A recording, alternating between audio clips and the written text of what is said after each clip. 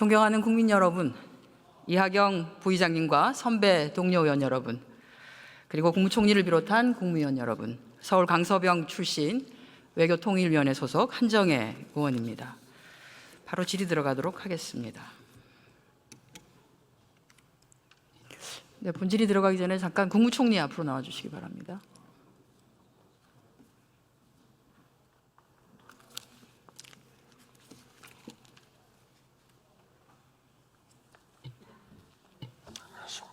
네, 아일랜드가 영국의 한 수백 년 동안 지배를 받았는데요. 그 중에도 1800년의 연합법에 따라서 120년 동안에는 직접 지배를 받았습니다. 마찬가지로 인도도 한 200년 동안 영국의 지배를 받았는데 그 중에서도 한 90년은 영국의 직접 지배를 받았습니다. 그러면 그 기간 동안에 아일랜드 사람들과 인도인들은 영국인이었나요? 제가 그 부분에 대해서는 큰 지식이 없습니다. 혹시 그러면 아일랜드 공직자나 인도 공직자 중에 그 당시 우리는 영국인이었다라고 주장하는 공직자를 보신 적은 있습니까? 그 부분도 제가 들어본 적은 없습니다. 네, 없습니다. 그러나 그렇지 않다고 얘기하는 사람도 못 들어봤어요. 없습니다. 일제강점기에 여기 살고 있었던 우리 국민들은 다 본인들이 조선인이라고 생각했지 일본인이라고 생각한 사람은 없었습니다. 그런 얘기를 하는 공직자들은 부끄러운 줄 알아야 된다고 생각합니다. 자, 총리님, 유엔 회원국은 대북 안보리 결의 2397에 따라서 기계류, 전자기기류, 그러니까 흔히 말하는 우리가 HS 코드 72에서 89까지 해당되는 품목을 북한으로 보낼 수 없죠. 네, 그런 제한 조항이 있는 것으로 알고 있습니다. 네, 좋습니다. 들어가셔도 좋습니다. 외교부 장관님 앞으로 나와주시기 바랍니다.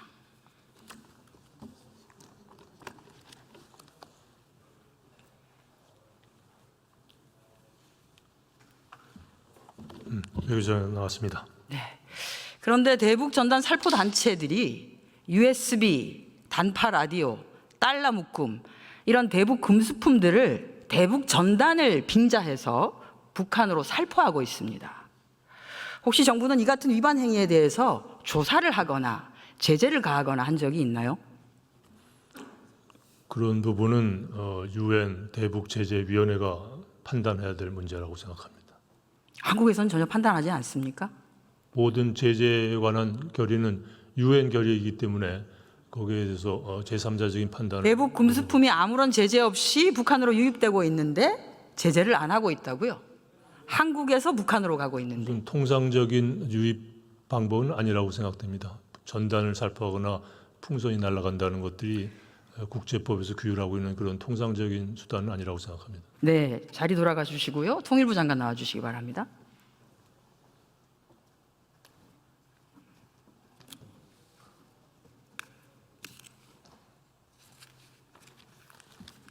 네, 장관께서는 이 내용을 너무나 잘 알고 계시지 않습니까? 그렇습니다. 그렇죠? 저희가 외교부에 물었습니다. 왜 대북 금수품이 이렇게 북한으로 살포되고 있는데 외교부는 아무런 제재를 취하고 있지 않느냐라고 했더니 답변이 이렇게 왔습니다.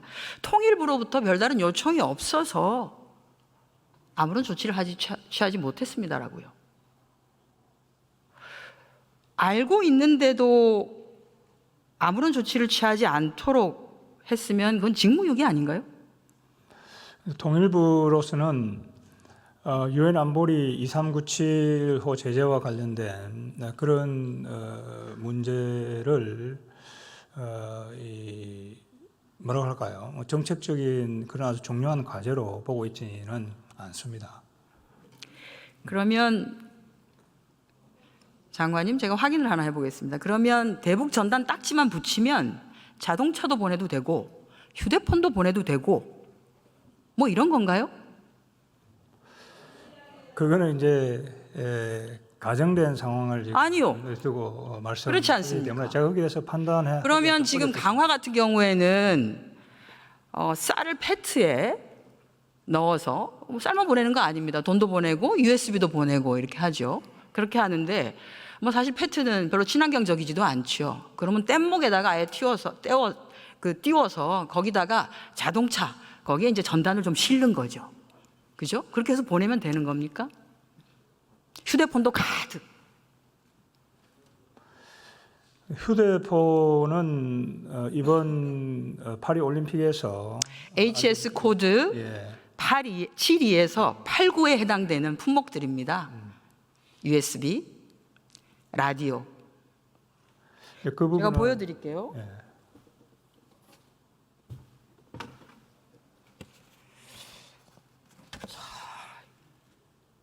USB는 HS 코드 8523, 단파 라디오는 HS 코드 8543에 해당됩니다. 들어가셔도 좋습니다. 네, 국방부 장관 안 계시죠? 네, 차관 나와 주십시오.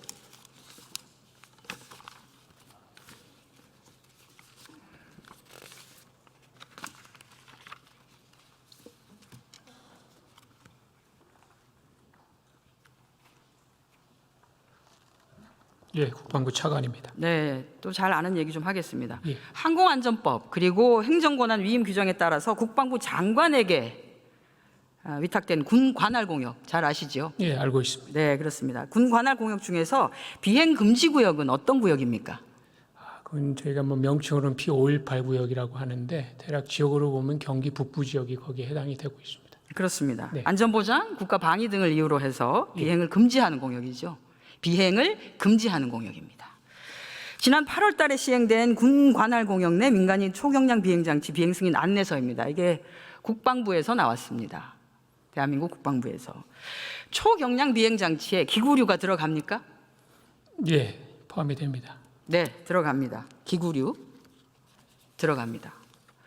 그러면 기구류를 포함한 비행 금지 구역에서 비행을 하려고 하면 어디다가 승인을 받아야 됩니까? P518 구역 내에서는 현재 국토부에서 국방부 장관에게 그 권할 책임이 있기 때문에 국방부에 신고를 해야 됩니다. 그렇습니다. 그렇죠. 그러면 국방부는 한국 전술지대인 비행 금지 구역, 강화, 김포, 파주, 포천, 연천 등 지역에서 기구 비행을 통해서 대북 전단을 살포하는 행위에 대해서 승인을 해준 적이 있습니까? 승인을 해준 게 아니라 거기에서 살포하는 것을 국방부에 승인을 요청한 적이 없습니다. 승인을 요청한 적이 없어요. 그러면 왜 문제 제기를 하지 않습니까? 비행 금지 구역에서 마구잡이로 기구류를 통해서 비행을 하고 있는데. 그런 전반적인 것에 대해서는 아마 그 관할 기역에 대한 군이 직접 해서 민간인이 날리고 있는 것에 대해서 군이 직접 개입해서 그것을 제재하거나 통제할 수 있는 권한이 군에는 없습니다. 따라서 그거에 대한 행위들은 아마 관할 구역의 경찰 조직이나 이런 조직들이 관여를 하게 되고 승인이 오게 되면 저희들은 그것에 가부 여부를 승인 신청이 오지 않았기 때문에 아무런 제재를 가할 수 없었다는 말씀이신 거죠? 저희가 승인이 오지 않는 것에 대해서 그 넓은 지역에서 어디서 어떻게 언제 이것을 운영할 것에 대해서 사전 예측하기가 어렵기 때문에 사전 차단이라는 것은 현실적으로 어렵습니다. 이 정도의 방위 태세면 대한민국 안전을 맡겨도 되는 겁니까? 어디서 무슨 일이 일어날지 모르는 상태인데. 대한민국의 안전과 어떤 방위하고는 전혀 다른 영역입니다. 아니, 뭐가 다릅니까? 제가 보니까 같은데요. 그럼 뭐 민간인들이 대북 풍선을 날리는 지역은 매우 소수 인원이 아주 불특정한 지역에서 하고 있기 때문에 그것들고 저희 관할 지역인 그러니까 저희들의 감시 수단이라든지 이런 것들이 24시간 작동되는 곳이 아닙니다. 그러니까 완전히 무슨 대북 감시와 경계태세 이것과는 완전히 개념이 다르다고 이해하시면 될 것 같습니다, 의원님. 항공안전법을 위반하고 있는 거죠. 항공안전법상 국방부 장관에게 위임을 할 때 해당되는 것까지 다 관리하라고 한 것이죠. 뭐 그렇게 길게 말씀하셨는데 단순합니다. 항공안전법을 위반한 것이고 위반한 그 단체에 대해서 아무런 제재를 가하고 있지 않다. 간단하게 말씀하시면 되는 겁니다. 예, 규정 범위 내에서 저에게 승인을 요청하면 저희는 거기에 적절한 조치를 하도록 하겠습니다. 승인을 요청하면 예. 들어가셔도 좋습니다. 자, 통일부 장관 나와주세요. 다시.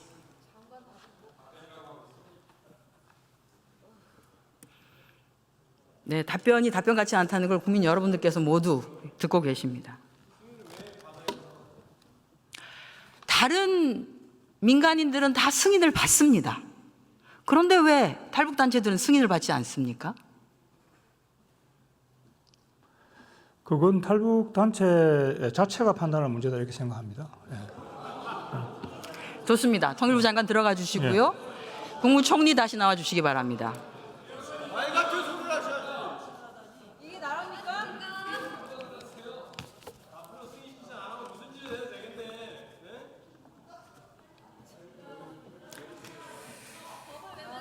네, 정부가 이처럼 불법에 눈 감고 이렇게 감싸고 있는 사이에 단체들은 공권력의 도전도 공공연하게 하고 있습니다.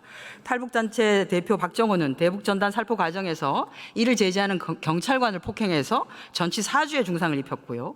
또 다른 단체 대표 박상학은 취재진에게 벽돌을 던지는 폭행을 하고 이를 말리는 경찰관에게 가스총을 3번이나 쏘기도 했습니다. 총리님, 대북전단 보낼 자유 있지요. 표현의 자유니까요. 다만 법을 위반하면서 자유를 행사한 것에 대해서는 그것에 합당한 책임을 지는 것이 자유민주국가의 시민에게 주어진 의무이기도 합니다. 그렇지 않습니까? 네, 그래서 결국 이제 이 문제에 있어서는 우선 첫째로 표현의 자유 보장이다라는 헌재의 결정 취지가 좀 고려가 돼야 되겠고요. 그 다음에 이제 유관기관의 협조, 대북 전단 단체와의 소통, 이런 상황 관리가 좀 필요한 것 같습니다. 그래서 최근에 대북 전단 관련 상황에 대해서는 경찰 등 유관기관과 긴밀한 협조뿐만 아니라 대북 전단 단체와도 소통하면서 상황 관리에 최선을 다하고 있다는 말씀을 드립니다. 총리님. 국토부의 유권 해석 내용을 유념을 하고 통일부, 국토부, 경찰청 총리님, 등 관계기관이 소통하고 있는 것으로. 국토부의 유권 해석에서요. 잠깐만 제 좀 질문을 들어주십시오. 네. 국토부의 유권 해석에서 비행 금지 구역의 경우에는 기구류에 달린 물건이 2kg가 넘는다 안 된다가 중요하지 않습니다. 왜냐하면 비행 금지 구역에서는 모든 비행이 금지되기 때문입니다.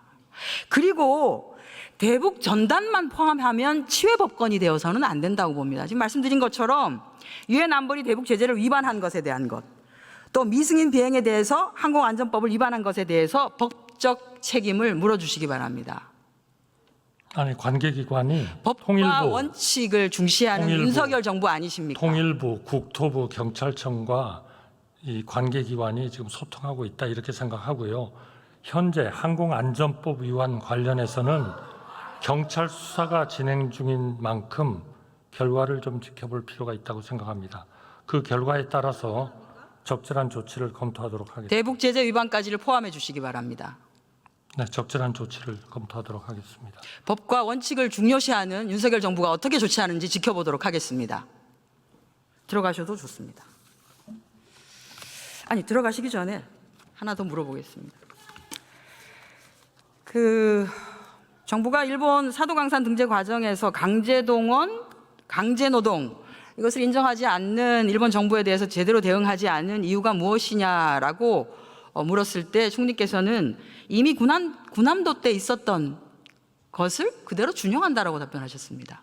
다시 한번 간단히 설명을 해주십시오. 제가 두 가지를 말씀드렸죠. 하나는 군함도의 그러한 일종의 건과 이번에 사도광산의 건은 굉장히 같은 체제를 가지고 있다는 겁니다. 결국 우리의 그 강제 동원에 관한 얘기고 거기에 대한 우리의 그 강제성을 좀 드러나게 전시해야 되는 문제가 있는 것이고 그리고 그거를 표현을 뭔가 해야 된다 하는 것이거든요. 근데 이제 필요하시면 외교부 장관으로 하여금 더 좀 말씀도 드리겠습니다만 기본적으로 거기에 대한 강제성, 이 문제는 이 두 건이 거의 같은 건이기 때문에 유네스코 유산의 등록이라는 2015년에 한 그 행위에 의해서 그 강제 노동에 대한 그러한 그 인식은 확보가 됐다. 저희는 그렇게 생각하는 거고요. 그때 확보가 안 된 게 뭐냐?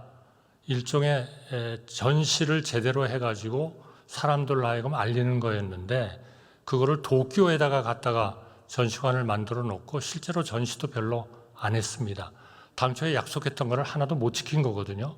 그러니까 이번에 할 때는 그 소위 강제성에 대한 표현은 비슷한 이런 건에 대해서 이미 확보를 했으니까 그거를 승계한다고 하니까 그거는 그걸로 우리가 받고 전시를 빨리 그리고 합당하게 해야 되겠다.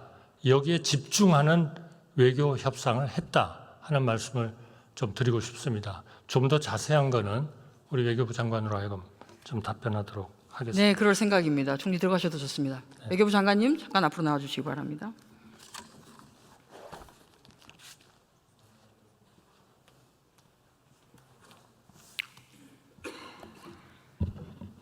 네, 너무 잘하실 텐데요. 2015년 7월 구남도 등 세계유산 등재 당시 유네스코 자문기구인 국제기념물유적협의회 이코머스죠. 권고의 핵심은 무엇이었습니까? 전체 역사를 충분히 반영하라는 것이었습니다. 1940년대를 포함한 전체 역사를 그렇죠. 예. 네, 원래 온전한 역사. 그때는 명치 시대만 전체 역사라고 하는 이 문구가 들어간 이유가 무엇일까요? 그 강제동원의 역사를 배제하려고 일본이 일부러 전체 역사를 빼고 명치 시대에 한정해서 등재하겠다라는 시도를 했기 때문에 자문기구에서 그러면 안 된다라는 뜻에서 full history라는 말을 넣었습니다. 그렇습니다. 당시 일본 대표는 뭐라고 약속했습니까? 약속은 그 강제성에 관한 표현을 하면서 본인의 의사에 반하여 끌려가 가혹한 환경에서 강제 노역하였다라는 사실을 인정을 했고요. 그것을 전시물로 표현을 하겠다고 해놓고 뒷부분은 약속을 지키지 않았습니다. 네, 정확하게는 1940년대 일부 시설에서 수많은 한국인과 여타 국민이 본인의 의사에 반하여 동원되어 가혹한 조건 하에서 강제로 노역하였고 희생자를 기리기 위한 정보센터 설치 등 조치를 취하겠다라는 네. 말을 했습니다. 그리고 또 일본 정부는 유네스코 자문기구의 권고를 존중하고 충실하게 이행하겠다고 발언했습니다. 네. 유네스코는 권고를 충실하게 이행하겠다고 하는 일본 대표의 발언에 유의한다라고 강조했습니다. 네. 자, 그럼 당시 세계유산에 등재된 일본의 근대산업시설 23곳 중에서 우리 조선인과 연합군 포로 등이 강제 노역을 당한 곳은 총 몇 곳입니까? 23곳 다라고 저는 알고 있습니다. 23곳 중에 7곳입니다. 표가 저렇게 나와 있는데요. 보시면 우리뿐 아니라 아마 연합군 포로. 특정 짓기 어려울 겁니다. 아마 기록만 보고서 얘기할 수는 없는 것이기 때문에요. 네, 저희가 이게 일본이 하는 방법입니다. 기록이 없으면 부인하는 것이 일본이 하는 거기 때문에 네, 저희가 그런 그걸 따라갈 의지, 필요는 없습니다. 예, 장관의 그런 의지는 굉장히 좋습니다. 기록이 나오면 또다시 문제를 삼을 수 있으니까요. 자, 그런데 일본 정부가 유네스코의 권고를 충실하게 이행하겠다고 2020년 6월에 네, 산업유산정보센터를 공개했습니다. 장소가 어디죠? 도쿄였습니다. 등재된 산업유산이 소재한 위치와 얼마나 떨어져 있습니까? 수백 킬로로 알고 있습니다. 1000km 이상 떨어져 있습니다. 네, 어떻게 들어갈 수 있죠? 이 정보센터에는? 찾기가 어려운 곳으로 알고 있습니다. 도쿄 신주쿠에 있습니다. 그죠? 총무성 제2청사 별관입니다. 우리로 따지면 행안부 청사 별관이죠. 정부 청사 출입에 따르는 절차 밟아야 하고요. 하루에 몇 명으로 제한됩니까? 그렇게까지는 제가 상세한 사항을 모르고 있습니다. 1회에 10명, 하루 총 30명밖에 못 들어갑니다. 사전 예약해야 됩니다. 이거는 알리겠다는 취지가 아니라 감추겠다는 의지가 더 강한 거죠. 저도 그렇게 생각합니다. 그러면 그 산업유사정보센터에 강제동원과 강제노역의 역사는 제대로 해석되어 있습니까? 제대로 안 되어 있습니다. 어떻게 되어 있습니까? 오히려 강제 병합을 합법성을 인정하는 듯한 전시물까지 들어가 있는 것으로 알고 있습니다. 그렇습니다. 강제노동은 부정하는 데 오히려 초점을 맞추고 있죠. 네. 이것은 이코머스 조사단의 보고서에도 그렇게 지적되어 있습니다. 각 시설의 온전한 역사를 이해할 수 있도록 할 것이라는 일본의 약속이 지켜지고 있지 않지요. 네. 그러면 일본의 후속 조치를 이행을 하게 만드는 담보는 있습니까? 국제관계에서 강제할 수 있는 수단은 없는 것이 국제 현실이고 국제법의 한계이기도 합니다. 다만 세계유산위원회가 결정문을 통해서 계속 일본을 비판을 했고 시정 권고를 여러 차례 했고 기록으로 남아 있습니다.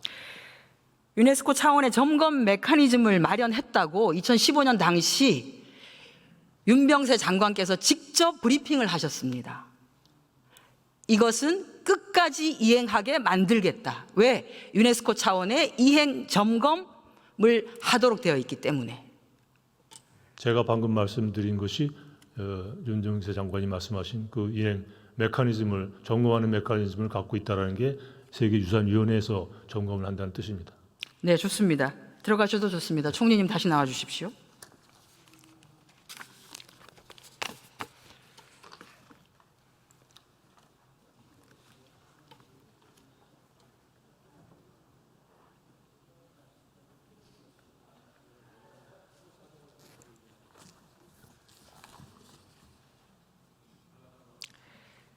국제기구에서 한 나라의 정부 대표가 공식적으로 약속한 것은 천금처럼 무거워야 되지만 지금 사실 새털처럼 가벼워졌습니다.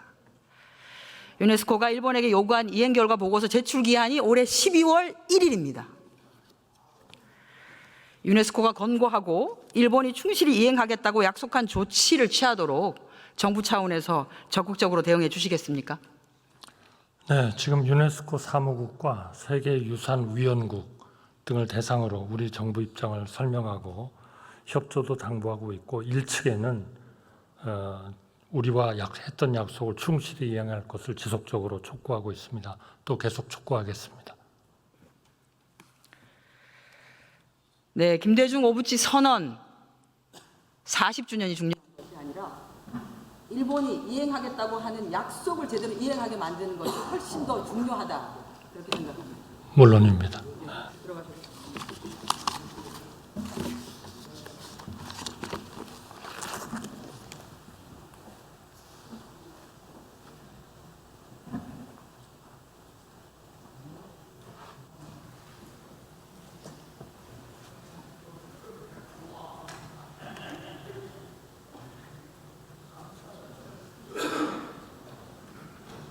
네, 경청해 주셔서 감사합니다.